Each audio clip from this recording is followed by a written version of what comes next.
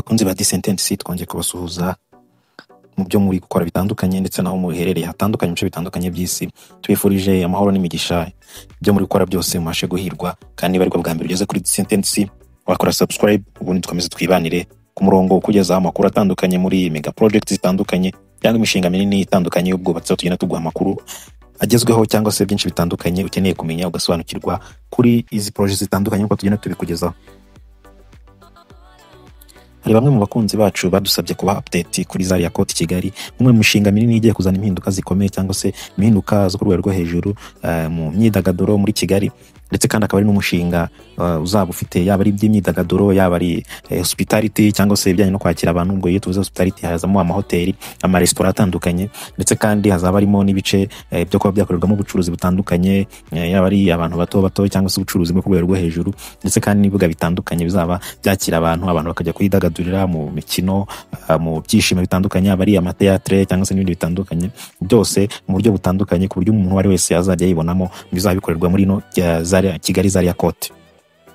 No mushinga rero akaba ari umugabo uzwi nka Masai Ujiri, akaba ari umunyamerika ariko ufite amaramuko muri Afrika, cyangwa se ufite umubyeyi umwe w'umupapa ukomoka muri Nigeria ndetse na mama ukomoka muri Kenya. Uri kumva ko afite amaraso ya Kinyafrika kuko yabaye n'igihe kinini muri Nigeria, aho ari naho yakuye izina Zaria kuko yabaye mu mujyi cyangwa se mu gice cyitwa Zaria, akaba ari naho yakuriye, ariko nyuma akaza kwimukira muri Amerika ubwo ajya gukomeza amasomo. Ndetse kuri ubu ngubu ko yageze muri Amerika akaba umukinnyi wa basket igihe kinini, ndetse biza kurangira akomeje kuyigumamo, dore ko ubu ngubu ayobora ikipe ya basketball ya Toronto Raptors. Uyu rero Masai Ujiri akaba ari inshuti ya Perezida Kagame ku rwego rwo hejuru, ko yagiye batumirana muri gahunda zitandukanye, ari no haje kuvamo mu rugo rukundo, haje kuvamo uyu mushinga wo kubaka BK Arena, ndetse kandi nawe akaza kugira igitekerezo cyo kubaka cyangwa se gushora imari mu myidagaduro ndetse no muri siporo yo mu Rwanda. Ariho hava igitekerezo cyo gukora umushinga nk'uyu nguyu wa Zaria Court, ndetse ku ikubitiro ikaba yatangira i Kigali, ko yifuza no kuyikomeza no mushinga wa Zaria Court mu bice bitandukanye byo muri Afrika, ariko ku ikubitiro wabanje ni Zaria Court Kigali, dore ko watangijwe cyangwa se washyizweho ibuye ry'ifatizo ku mugaragaro ku itariki 14 z'ukwa munani muri 2023. Akaba ari umushinga uri kubakwa hano i Remera, cyangwa se ahahoze ino RPC cyangwa se ikigo cy'igihugu gishinzwe ubuvuzi cyangwa se ubuzima. Akaba ariho iki kigo cyangwa se no mushinga uri kubakwa uri gushyirwa mu bikorwa. Akaba ari mu cyanya cyangwa se mu gice cyahariwe ibikorwa bya siporo bitandukanye by'icyitegererezo muri wa mujyi wo kugira u Rwanda igicumbi cya siporo. Ahangaha mu gice cy'Iremera akaba ari naho hubatse ino Amahoro Stade cyangwa se Petit Stade cyangwa se BK Arena. Ibi byose rero bikaba mu icyo gice, na Zaria Court rero akaba iri kubakwa, dore ko nkuko twabivuze ari igice kizaba kirimo ibintu byinshi bitandukanye bijyanye na siporo, yaba ari hoteli yo kwakira abitabiriye ino mikino, cyangwa se yaba ari n'ibindi bibuga bitandukanye byo gukomeza guteza imbere siporo cyangwa se gufasha abantu kwidagadura bakora siporo, ndetse kandi baruhura mu mutwe kuko bazafite byinshi byafasha abantu kuba baruhuka mu mutwe. Ugeze mu Gisimenti rero uhita ubona umushinga imbere yawe ugana kuri Stade Amahoro, uhita ubona umushinga uri kubakwa cyangwa se umushinga w'inyubako iri kubakwa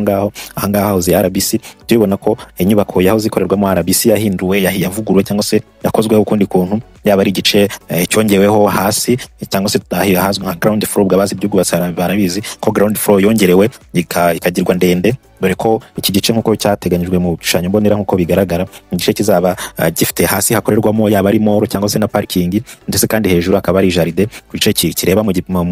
Gisimenti hejuru akazaba ariho jaride, ubusitani abantu bashobora kwifashisha, ariko mu gice cyo hirya kigana kuri Stade Amahoro wakazashyirwaho yakozongerwamo ibindi bice bitandukanye bizaba bigeretse, ko n'ubu ngubu biri kubakwa nk'uko mubibona kuri video twabahaye. Murabona ko ari kubakwa, imirimo irarimbanyije, ari naho hazashyirwa ya rooftop, ahantu bashobora kuzajya bajya hejuru bakiyakira, ndetse kandi akazubakwaho n'andi mazu, ariko ku ruhande rugana hirya noneho hakazaba hariho na piscine ku buryo abantu bashobora kuzaba bajyaho bakidagadura mu gice cyo hejuru. Iyi nzu yahoze ikoreramo RBC yo murabona ko yaravuguwe, yarahinduwe kugira ngo ntago bayishenye ngo bashyire hasi, ahubwo icyakozwe ni ugukuramo ibice bimwe na bimwe bitari bikenewe, noneho ibi hakongerwamo ibindi, cyangwa se ikajyanishwa n'uburyo igishushanyo cyateganyirijwe ahangaha kigomba kuba kimeze, yaba ari guhindura ibyo mwamo imbere. Byose byagiye bikorwa. Ikiri gukorwa ubu ngubu ni ukukora cyangwa se kuzamura ibice by'inyubako byikorera. Ubwo tuvuze ibice by'inyubako byikorera, hari inkingi, hari bizwi nk'amadare, hari bizwi nk'amaputre cyangwa se amaboko y'amadare, ndetse no kuzamura ama etage. Ibyo bice bifashe ibyo bice bitandukanye by'inzu, ibyo nibyo biri gukorwa, ariko nabyo bigaragara ko bikugana ku musozo, dore ko tubutse ko ino nzu cyangwa se kino gikorwa kigomba kuba cyuzuye mu mwaka utaha 2025, ko cyagifite gahunda yo kumara imyaka 2. cyane ko muri kubona kuri video hari igisenge nanone kinini kiri kubakwa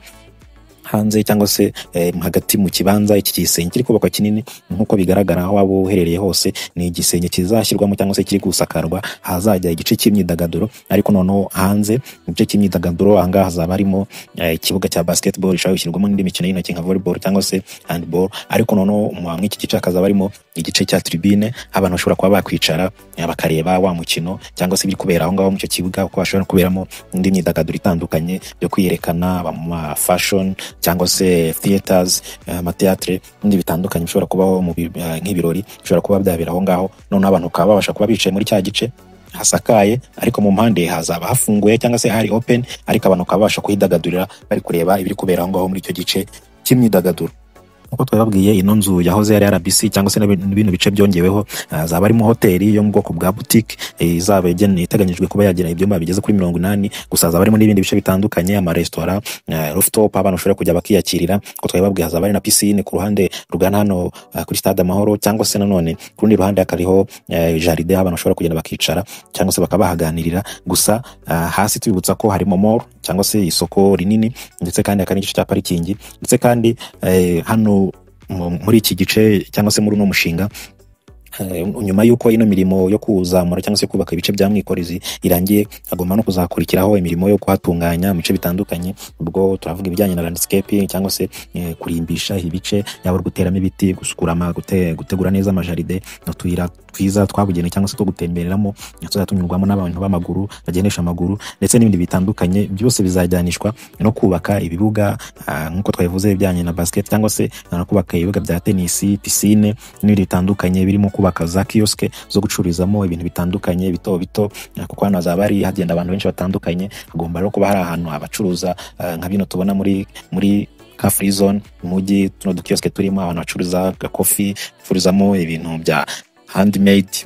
bino twita made in Rwanda bitandukanye, imitako, tundi tuntu tugiye dutandukanye. Byose rero byarateganyijwe ko bigomba kuzashyirwa hano, bitewe n'abantu bazaba bagenda ari benshi, ko bagomba bamwe kuzahakura ubucuruzi cyangwa se gukorera, ndetse kandi n'abana bakabasha kubona aho bahaha utuntu duto duto dushobora kubafasha bya hato na hato.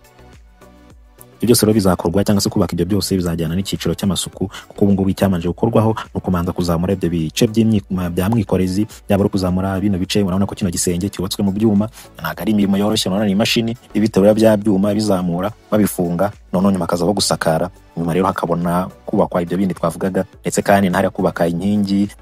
kubaka za betoni, ibintu bikomeye. Nkuko muri kubona ni ibyuma byinshi bizamurwa cyangwa se bikoreshwa. Byose rero nyuma yabyo nuko hazakorwa ibijyanye n'amasuku, none hakagenda harimbishwa cyangwa se hagahabwa isura, ariko inzu ye imaze kugira isura nkuko muri kubibona.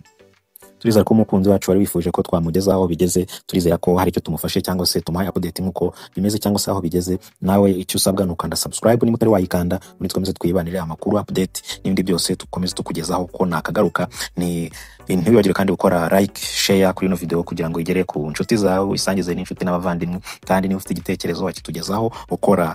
comment muri comment box harafunguye, watugezaho ibitekerezo byawe, ubundi tukomeze kubana nawe tukugezaho icyo dusaba cyangwa se update zose. Naho utaha, bye bye, ciao ciao.